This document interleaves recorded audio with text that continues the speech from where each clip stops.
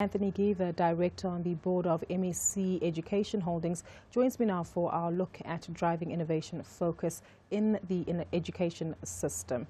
Anthony, good to have you with us on the show today. Looking at education and technology overall, it certainly seems as though the trend over the last few years has seen us move away from textbooks to tablets. But is this picking up at a fast enough pace and deriving the hopeful outcomes overall with the use of technology in schools?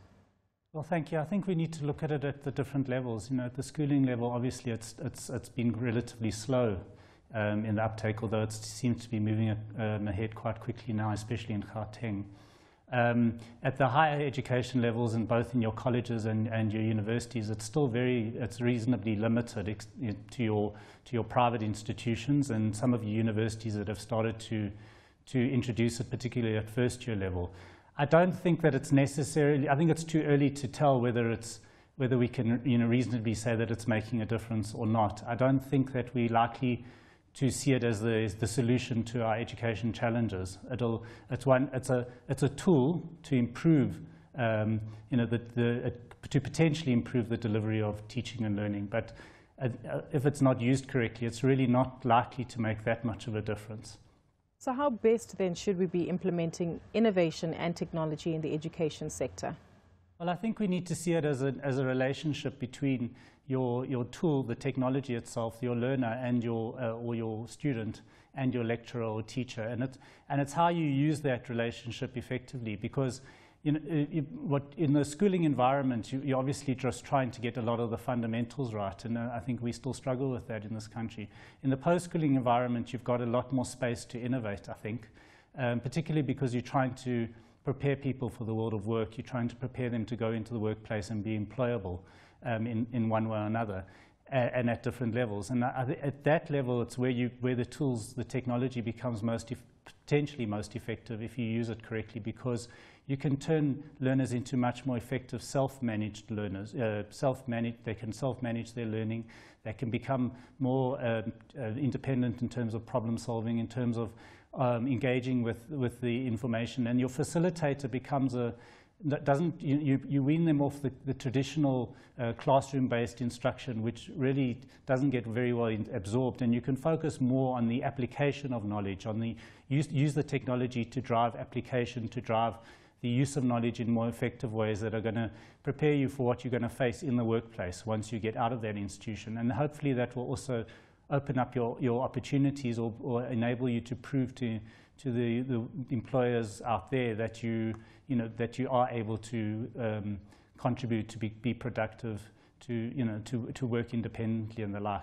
At the schooling level, it's more tricky, I think, because the pressures and the demands on the schooling system as we know, are huge, and it's more difficult for teachers to be innovative. It's more difficult for teachers to step out of the kind of confines of the traditional, teaching domain.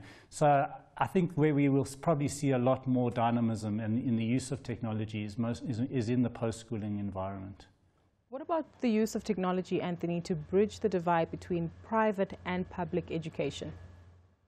Look, there is a significant opportunity. Again, the difficulty that the public education system faces broadly, but even in the post-schooling environment, is that you're still trying to address the legacy, the backlog of educational performance in the country. Your higher education institutions, be they colleges or universities, but your public institutions are having to try and almost remedy a lot of the challenges that the schooling system has created, because young people are not necessarily coming out fully competent in those foundational skills. So they're having to now pick up and try and remedy that, try and make up for the backlog. But in the private environment, you've got more space. You're not bound by the demands of your public system. So you do have more space somewhat to innovate.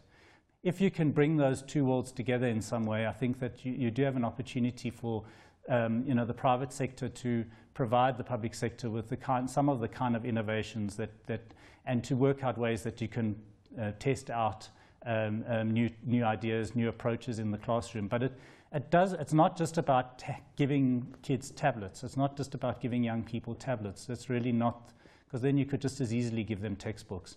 It's about how you use the technology effectively. And to do that, you actually have to change the whole mindset of the instructor, of the educator, of the lecturer. They have to be able to engage with students in a different way to what they have in the past. And if you can do that a lot more, I think, in the private sector than you can in the public. Not because, the private sector is any better, or but that the private sector has somewhat more space to innovate, maybe luxury to innovate, and it can, if you can forge the right kind of partnerships between private and public, you definitely could produce a very a much more effective solution for the large masses of people that need that instruction.